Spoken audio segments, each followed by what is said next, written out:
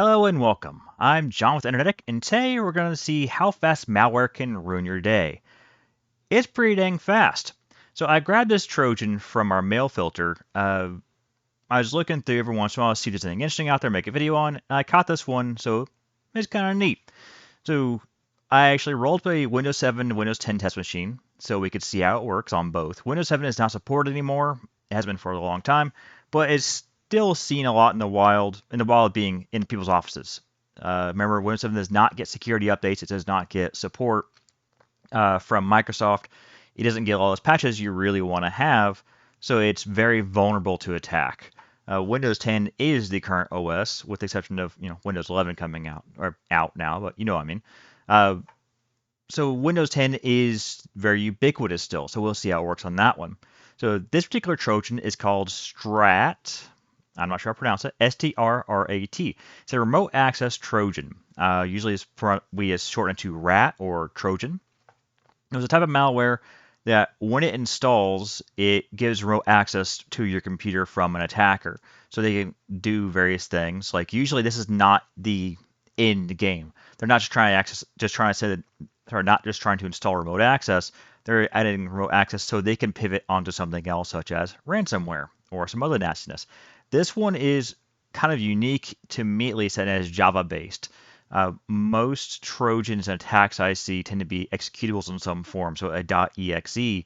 So they come from a PowerShell or some sort of program that you run or you download, or a macro, very common actually with Windows, Microsoft Word and Microsoft Excel and things like that. PowerShell is becoming more common as well, but there are some preventions that help with that. So seeing it in Java is interesting because most places do block Java. We do. A lot of mail filters do. But Windows itself does not necessarily block Java. You need to have Java installed, so a Java interpreter or Java engine to do it or to run this program. So that's a little unusual of itself. It's kind of interesting at least.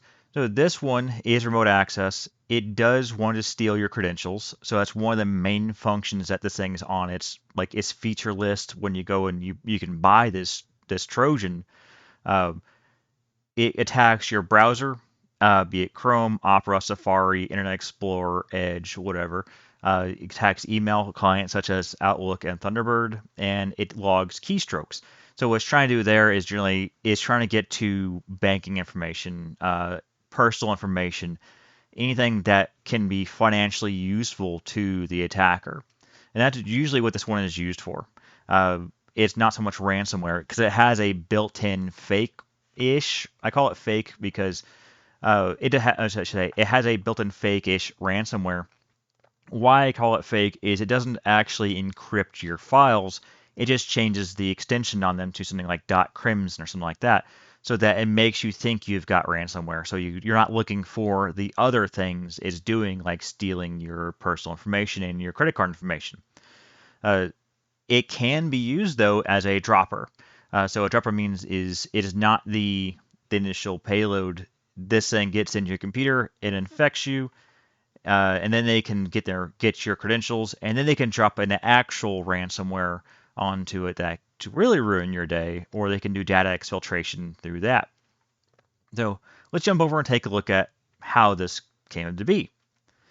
So we're going to look at two programs here, or two tools, so to say, that I really like. So Fish Tool, and it's kind of a weird name for it, but it does what it does. It lets me look at phishing stuff. So this is what the email actually came in. I redacted all information from who it's sent to for the privacy.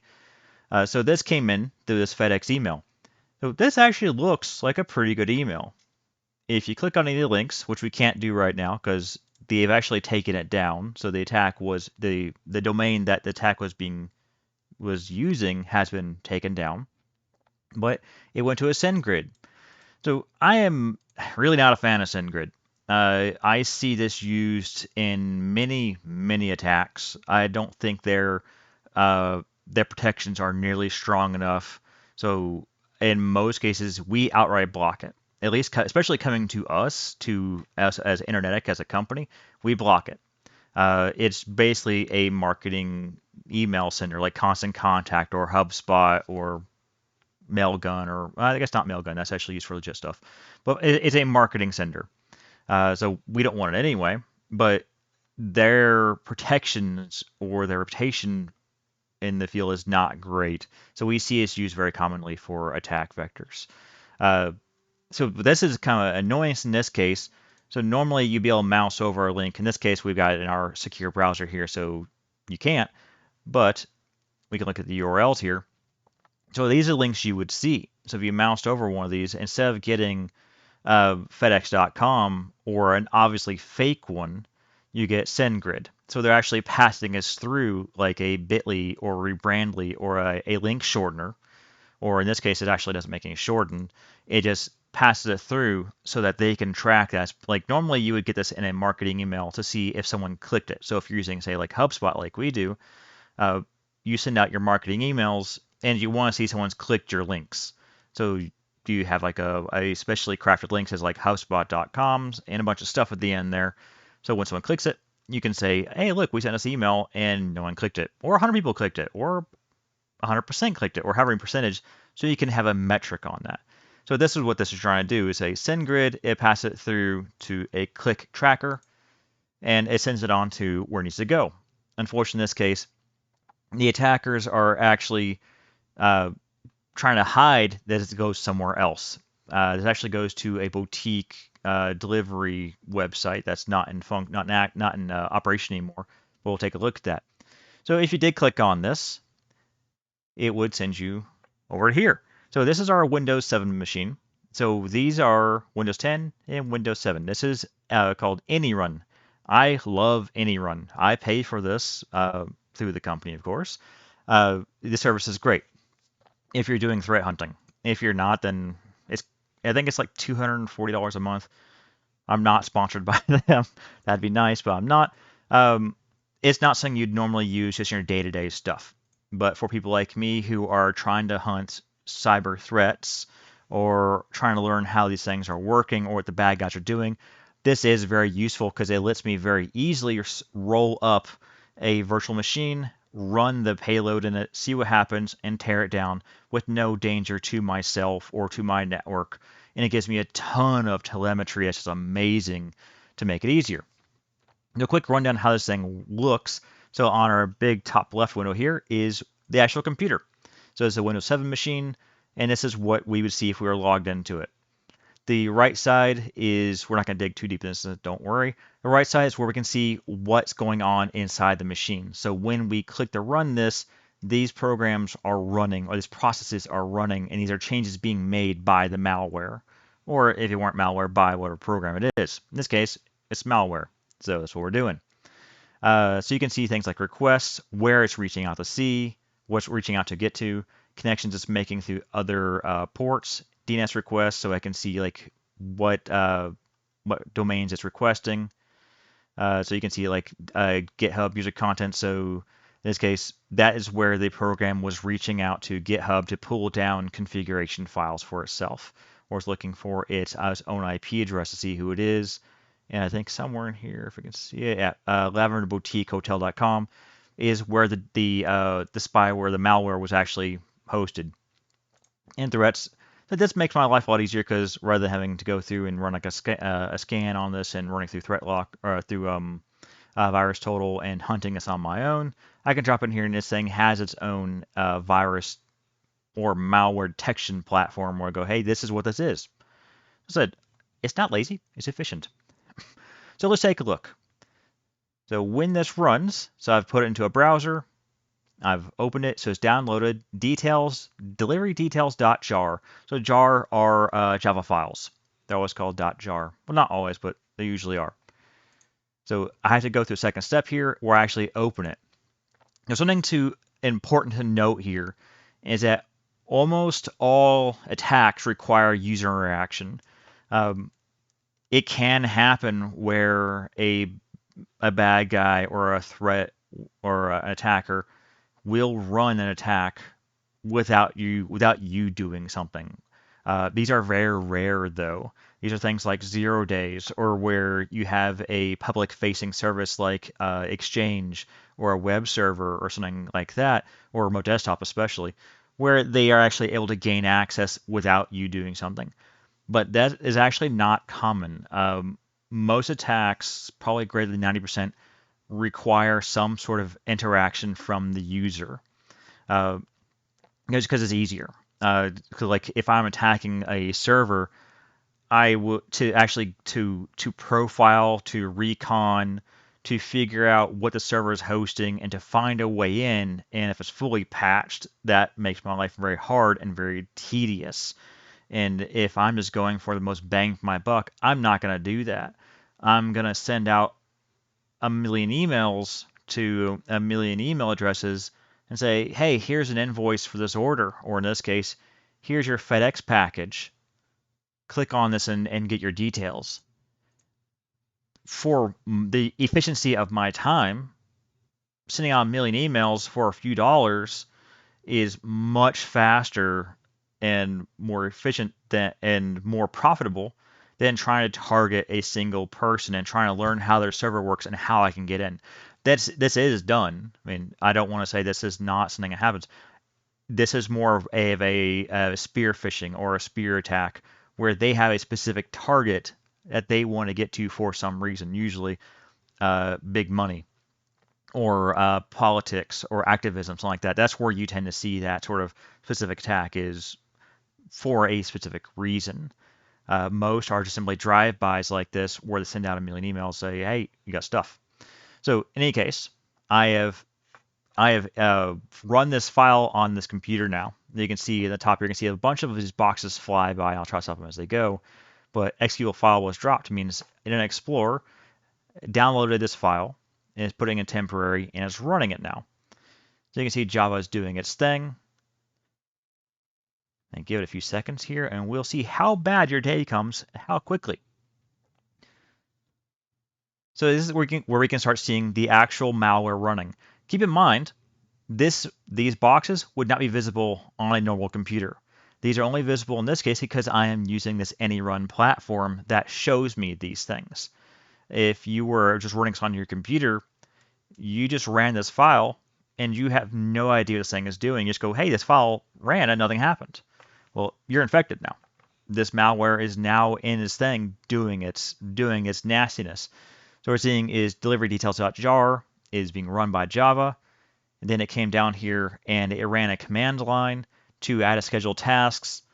So we're basically reloading itself. This is called persistence.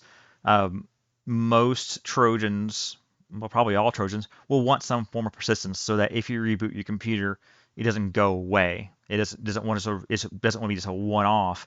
It wants to keep on your computer for as long as possible. So what it's going to do is it actually runs a scheduled task to fire itself every 30 minutes, just so it stays running. And it does various things where you see WMIC that as a Windows management, I think Windows Management Instrumentation or something. I'm blanking on what it's called right now. So WMI is Windows Management Instrumentation. That sounds right. It's asking Windows various things. In this case, it's actually asking it what's its host name, who's logged in, what's our IP address, and what's the language, and a couple other variables. The language one is actually pretty common where when someone programs these malware, they check for it not showing their own language. So these are very common for like Russian malware. They check is the computer running Russian as its language. If it is, it just stops because they don't want to catch the attention of their local authorities in case that like they actually do target a Russian hospital, a Russian bank, a Russian person. They will make sure that these hit people that are outside their country because it makes life for those people very hard to come back in and extradite or to prosecute them. So that's a common measure taken by these malware authors. It goes through. In this case, at this point, the executable, or not the executable, but the Java file has run. It has added persistence, so it will continue running in the background. It has infected our computer. It's gathered this information and it's sent it all out. So at this point, it's done. It's done its thing. Total attack time is about 44 seconds, really. So we can see down here, on the right side, we can see where it pulled these various information. It dropped its jar file into a location on the drive. It told it run the scheduled task every 30 minutes, so we'll keep running.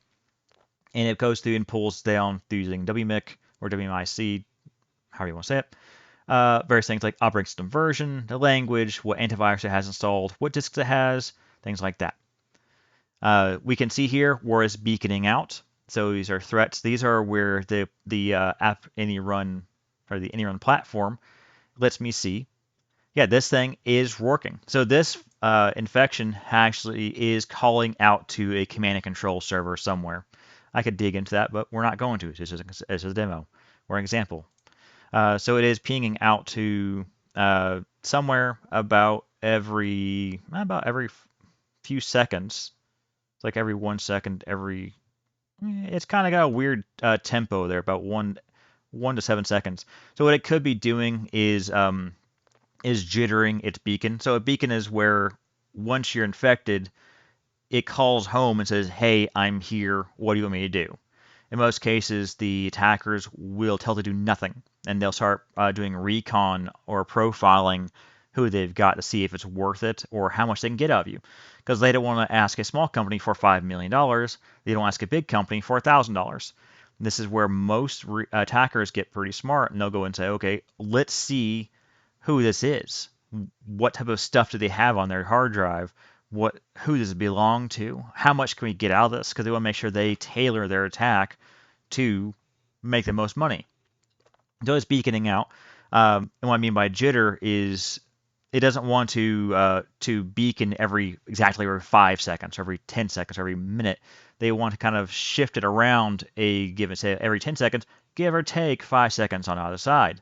So that it makes it harder for someone to detect like an intrusion protection, like an IPS or IDS on your firewall or on your network.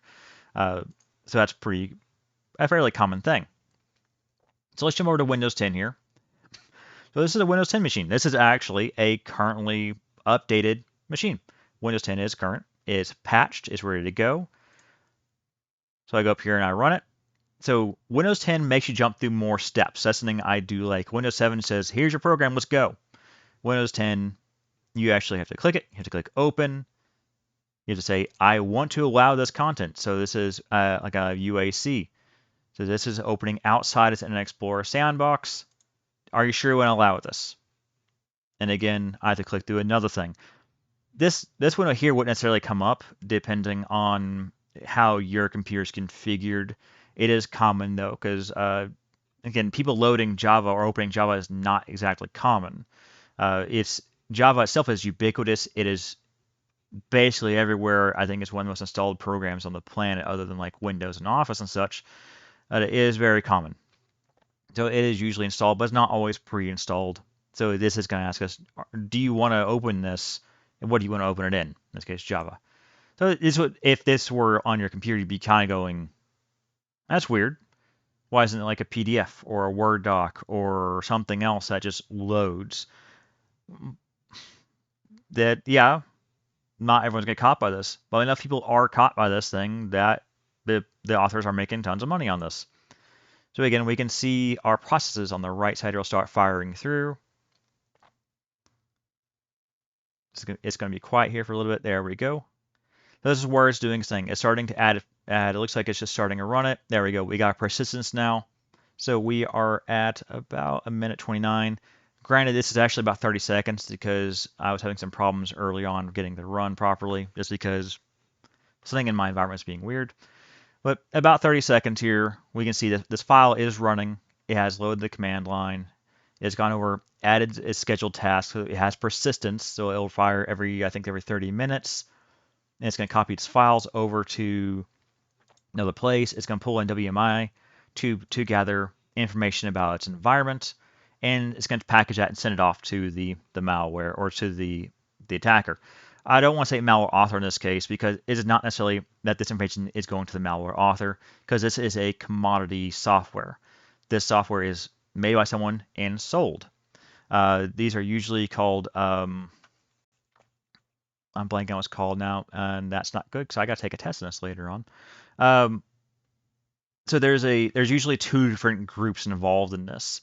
So there's one group that will send this software or they send out this malware to everyone to be infected, and then they sell those infected people or infected hosts to ransomware people. So you have the initial access, I think, initial access brokers. I got there in the end. So initial access brokers will essentially infect as many hosts or computers or servers or whatever as they can, and then they don't do anything with it. They'll turn around and sell that as a package of, say, 1,000 or 5,000 or 10,000 or however many hosts to another group. And then they will use those to install their ransomware and extract money. So you actually have a distinction in services. So you have different groups doing different things. In this case, this has run now.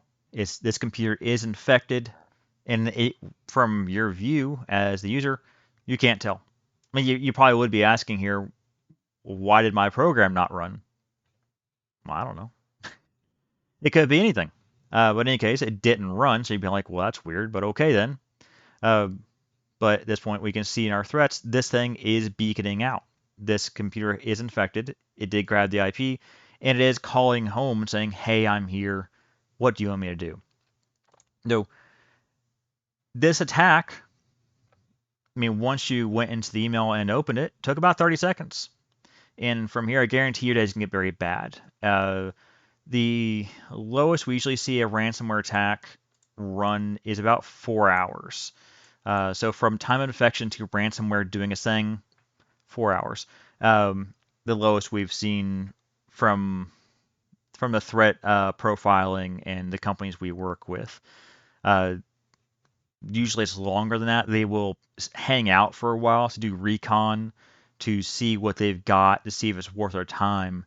So it can be days or weeks or months, depending on how much they see. Like if they manage to get into a government system or to a major bank or a something that's got some sort of information they like, they may not make any obvious moves for months to see how much information they can exfiltrate out to themselves that they can resell or extort from that company.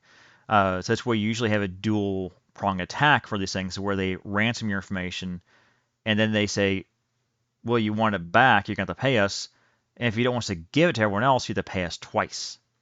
Uh, it's extremely rare that they'll play nice with this. I'm trying to think of a better way of saying that right now. So in almost every case we've seen this, once you have paid this ransom, the attack is still in there. Like the threat is still in your system. So if you pay them and you don't have backups and your data is gone very bad, so you better have backups. And so you pay them and they decrypt your information. Great, they're still in your system and they're just waiting to do it again and again.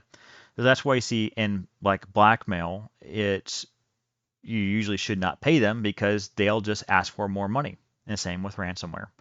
And they will resell, or they not resell, they will sell your information to your competitors, or just put it on the internet and say, give us X many thousands of dollars or millions of dollars, or we'll give this to everyone, like with HIPAA information or FERPA or SARS-Ox, something like that, where that information get out into the open is extremely bad for that company, for compliance, for security, for privacy, for all that stuff.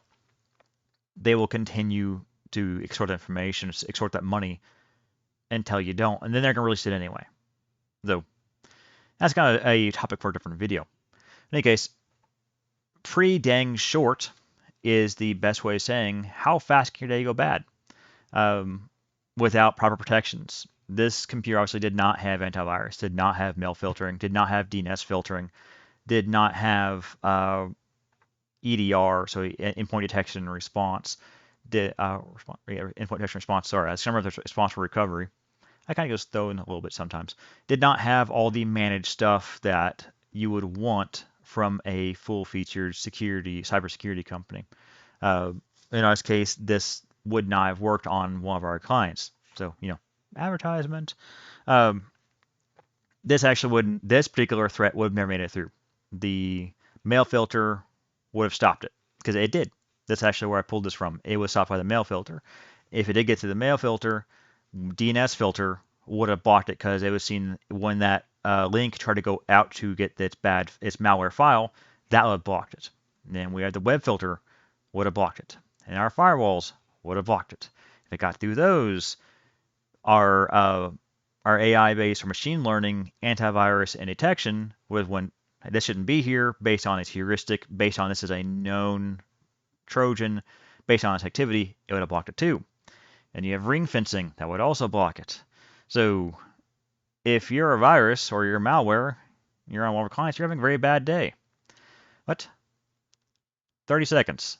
It's about how long it takes to make your day very bad, where you can possibly lose thousands or millions of dollars depending on the size of your company. So keep that in mind. Don't click bad links. Always check. Be suspicious. Like I always say, a little bit of suspicion is probably a good thing, especially on the internet. But until next time, I'm John Miller with Internet. Thank you, everyone.